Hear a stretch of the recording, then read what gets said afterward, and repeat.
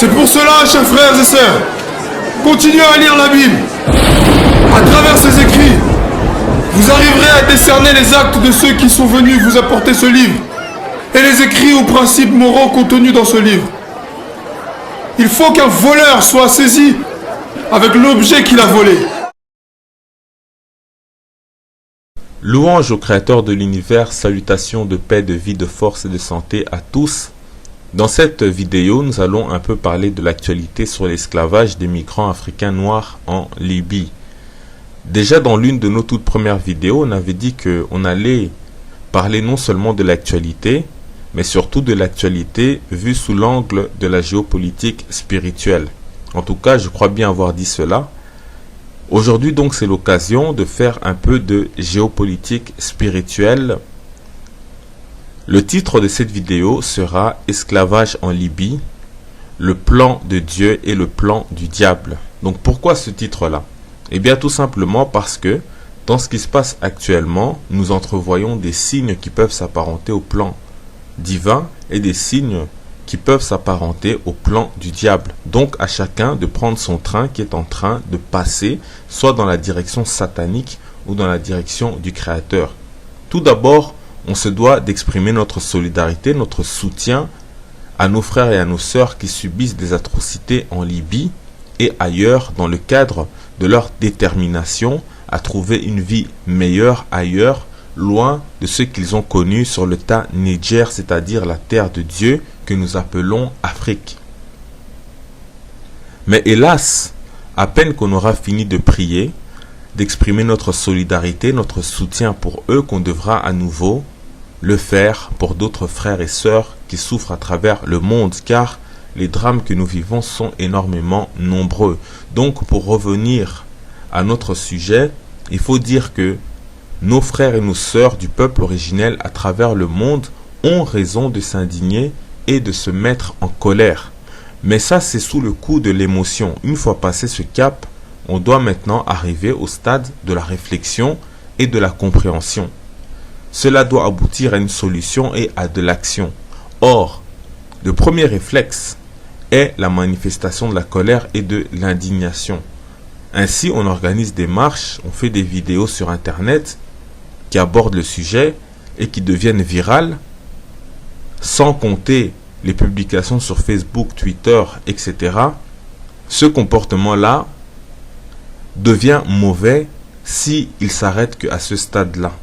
C'est-à-dire, s'il n'y a pas ensuite une vision GPS qui découle d'une analyse GPS, c'est-à-dire une analyse géopolitique, panafricaniste et spirituelle.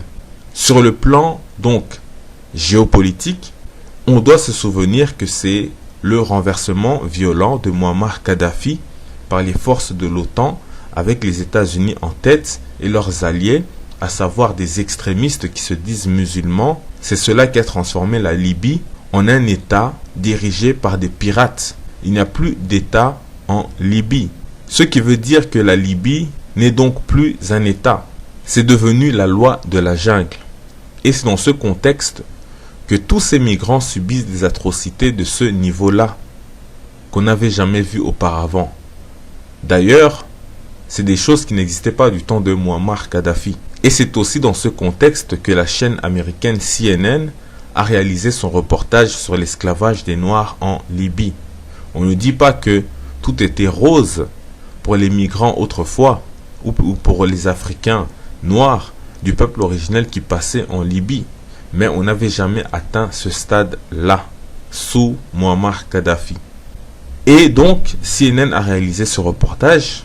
Mais depuis quand le diable vient-il dénoncer le chaos que lui-même a engendré, si ce n'est dans l'objectif d'accuser quelqu'un d'autre à sa place, et ainsi de semer la discorde?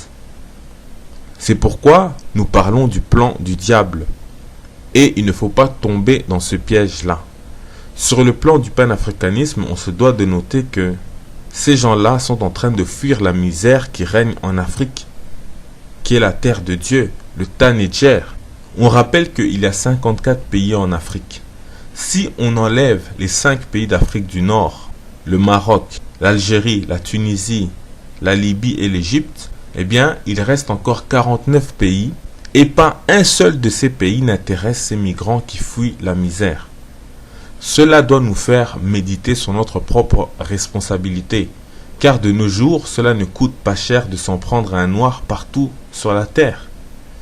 Et au-delà de nos dirigeants politiques qui portent une grande responsabilité, chacun d'entre nous aussi a sa part de responsabilité, car nos États et nos gouvernements ne sont pas libres d'agir comme bon leur semble. Ils ont hérité des États sous l'emprise du néocolonialisme. Une libération est donc nécessaire, et cette libération doit être avant tout spirituelle pour se manifester dans le monde matériel, ce qui nous permet d'arriver au point S dans notre analyse GPS, donc le plan spirituel, où nous pouvons dire que ces événements vont dans le sens du plan divin, car c'est un rappel de la condition, mais aussi de la place du peuple originel dans ce bas monde où il n'a personne pour le défendre, où à cause de la couleur de sa peau, il n'a pas un endroit pour se reposer ou pour se cacher dans des temps difficiles. Partout où il va, il ne passe pas inaperçu. Un migrant afghan, irakien, syrien, palestinien ou autre passerait inaperçu en s'habillant simplement comme les gens de la place. Mais sauf peut-être Michael Jackson, un noir ne peut pas changer la couleur de sa peau. Donc comment allez-vous faire parmi les nations sans votre seul véritable défenseur, c'est-à-dire le Créateur Tout-Puissant? C'est pourquoi nous parlons du plan de Dieu. Car lorsque nous allons comprendre qu'il n'y a aucun secours ni recours parmi les nations, eh bien à ce moment-là, on se tournera vers notre Créateur et ainsi on va se purifier. En attendant, nous n'avons nulle part où nous cacher. Nous n'avons aucune force ni solidarité. Nous n'avons pas de puissance financière ou économique. Toute notre force est captive ou emprisonnée spirituellement. Car nous sommes en train de pécher contre le Tout-Puissant qui nous a donné la terre où coule le lait et le miel, la terre de toutes les richesses. Mais dans notre égarement, on ne peut rien en faire. Cela est devenu pour nous un enfer et que nous cherchons à fuir par tous les moyens, quitte à risquer notre vie ou à devenir des esclaves. Revenir en Afrique n'est pas la première solution, mais plutôt revenir au Créateur d'abord.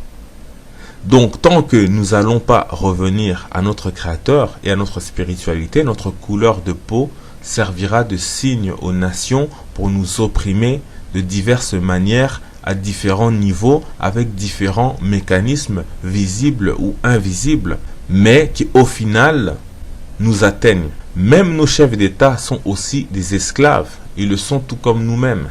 Et cela, il ne faut pas l'oublier. Tout cela est d'ailleurs résumé dans le livre de Jérémie, chapitre 13, versets 18 à 27. Jérémie chapitre 13, donc, on va lire « Dis au roi et à la reine, asseyez-vous par terre. Dis au président de la République et à la première dame, asseyez-vous par terre.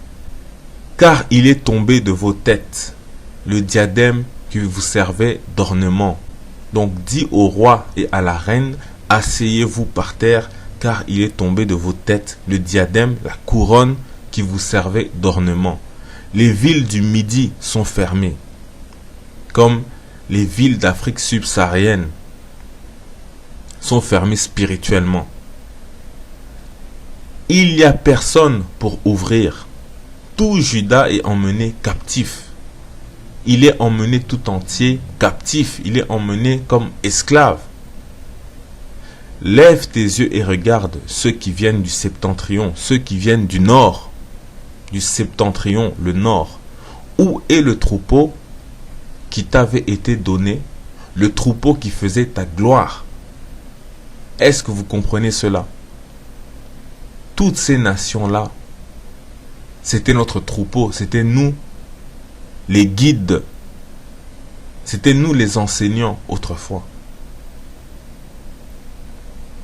On continue. Que diras-tu de ceux qu'ils te châtient? C'est toi-même qui leur as appris à te traiter en maître. C'est toi-même Qui leur a appris, qui les a enseignés à te traiter en maître, comme du temps de l'Égypte pharaonique? Les douleurs ne te saisiront-elles pas comme elles saisissent une femme en travail? Si tu dis en ton cœur, pourquoi cela m'arrive-t-il? C'est à cause de la multitude de tes iniquités que les pans de tes habits sont relevés et que tes talons sont violemment mis à nu. Un Éthiopien, un Couchite, un Noir, peut-il changer sa peau ou la couleur de sa peau? Peut-il la cacher? Peut-il la dissimuler? Un léopard peut-il dissimuler ses taches? De même, pourriez-vous faire le bien, vous qui êtes accoutumés à faire le mal? Je les disperserai comme la paille emportée par le vent du désert. La Libye est un désert où nos frères de toutes les contrées du continent originel viennent s'amasser et sont éparpillés, dispersés à travers le monde. Donc le Créateur dit, je les disperserai comme la paille emportée par le vent du désert. Voilà ton sort, la part que je te mesure, dit l'Éternel, parce que tu m'as oublié, parce que tu m'as oublié, et que tu as mis ta confiance dans le mensonge. Réfléchissez bien à ces paroles-là quand on vous dit que nous avons oublié notre Créateur. Et lui aussi nous a oubliés, c'est pourquoi il faut revenir au Créateur.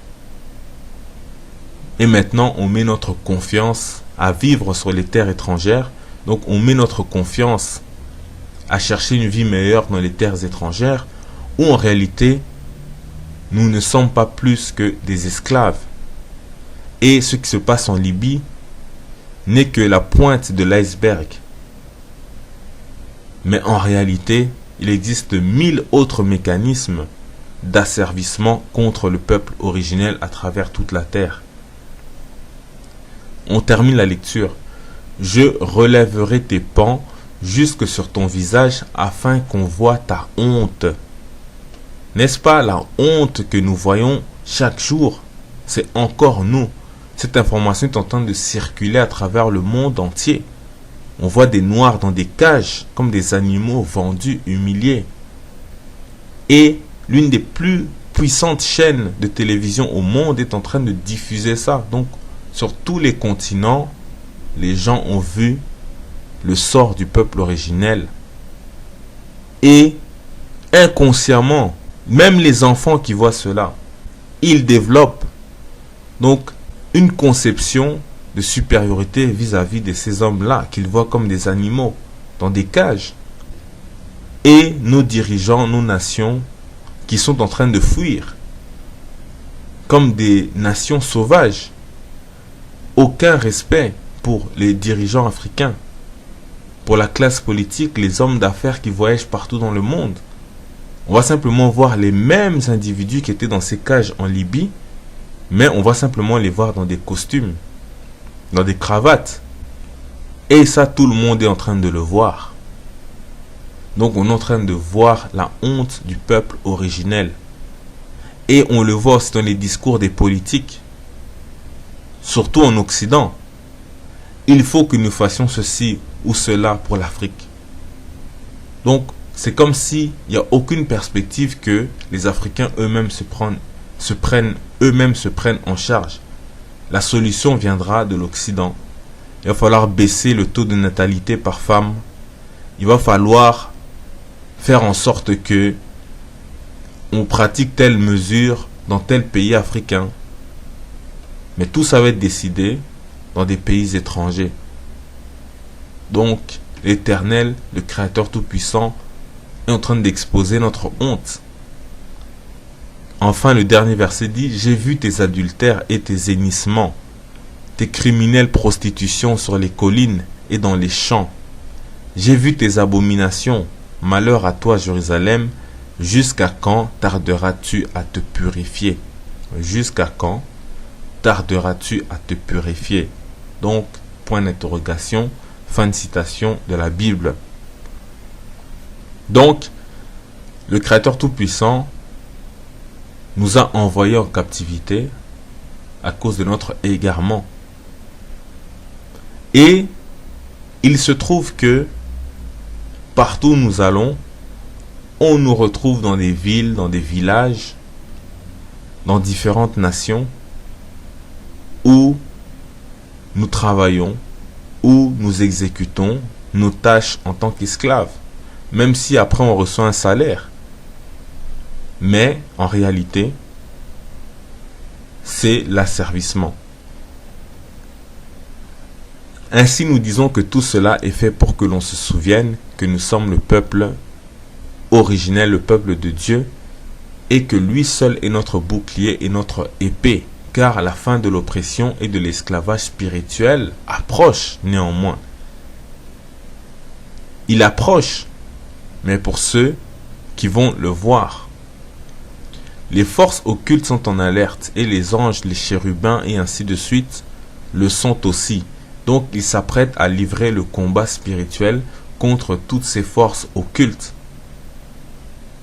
à qui on a donné la permission de nous opprimer durant tous ces derniers siècles. Regardez tous ces noirs qui avaient oublié qu'ils étaient des noirs. Maintenant, ils parlent pour la cause du peuple originel. Ils commencent à prendre des positions. Ils font des vidéos sur YouTube. Ils postent des messages sur Facebook ou bien sur Twitter.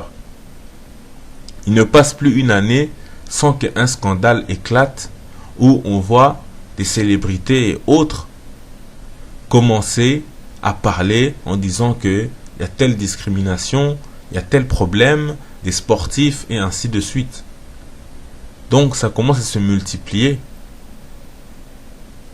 On voit certaines personnes, des inconnus sur Internet, qui se transforment en Malcolm X, d'autres en Martin Luther King, d'autres en Marcus Garvey, d'autres encore en Lumumba ou bien en Thomas Sankara, le temps d'une petite vidéo sur Internet. Mais néanmoins, ces gens-là touchent d'autres personnes, qui touchent d'autres personnes, et parmi ces personnes-là, il y a des gens qui vont réellement être dans la solution réelle et dans la compréhension spirituelle des choses. Parce que la plupart, bien évidemment, ils suivent l'actualité CNN. Si c'était un de leurs frères qui avait fait cette annonce-là sur une télévision africaine, il n'y aurait jamais eu cette réaction en chaîne. Mais quelque part, le Tout-Puissant s'est servi de cette approche-là, de ce plan diabolique, pour le transformer en son plan divin. Ceux-là qui vivaient confortablement, aujourd'hui se réveillent, car ils commencent à voir le danger, se rapprocher d'eux-mêmes. Des sportifs multimillionnaires en dollars qui refusent de chanter l'hymne national américain avant un match de football américain, car ils se disent que peut-être demain ou après-demain, le prochain noir va se faire tuer par la police, à se faire arrêter, humilier ou humilié, sera l'un d'entre eux. Donc les esprits se réveillent, mais au départ ils tâtonnent.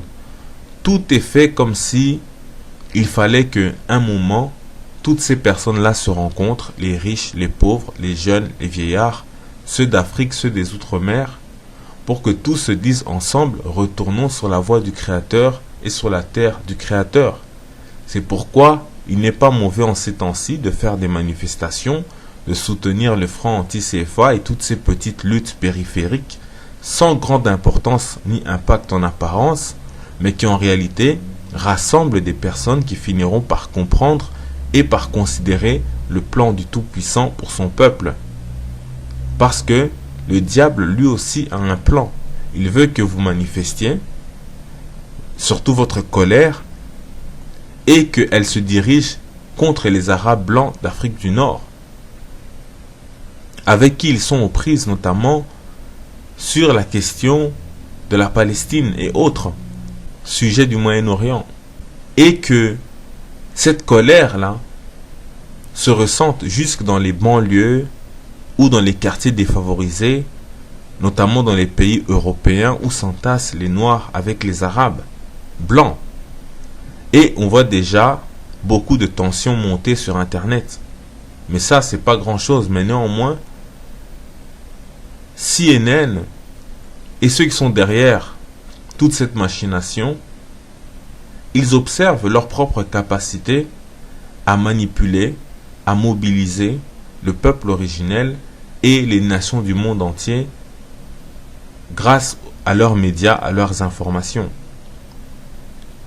Sans compter que, à force de parler dans les médias de la crise des migrants par millions qui veulent envahir l'Occident, et aussi d'autres qui développent la théorie du grand remplacement ou bien du grand métissage soutenu donc par les racistes européens et autres identitaires européens, qui commencent maintenant à engendrer d'autres extrémistes,